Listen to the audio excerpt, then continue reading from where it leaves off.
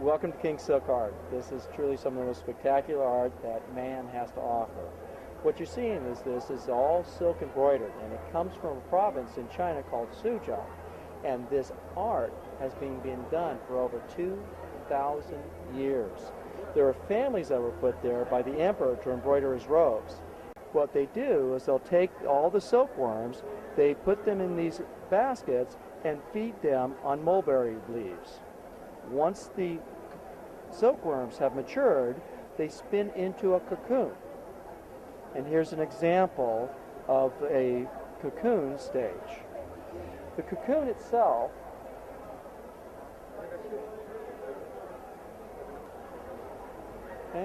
and what they do with this is they'll take a vegetable dye, permeate the silk with the dye. So what you're looking at is an organic to an organic. So the dye becomes a permanent fixture in the silk thread, and so it will never lose its color. They can get about 2,000 feet out of one cocoon of that very, very fine fiber. This is thinner than a human hair. They'll then take this and literally just start stitching it. As part of it, the first thing they'll do is they'll split the thread down to a specific count of the thread itself. The thread starts with a total of 16 strands.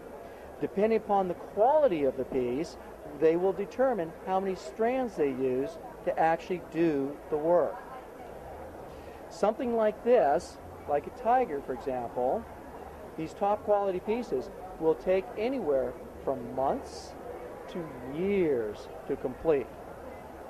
So if we look, for example, at the back of one piece, and here you can actually see that how lovely it actually is. And if you were to rub your hands over it, you can actually feel the little knots.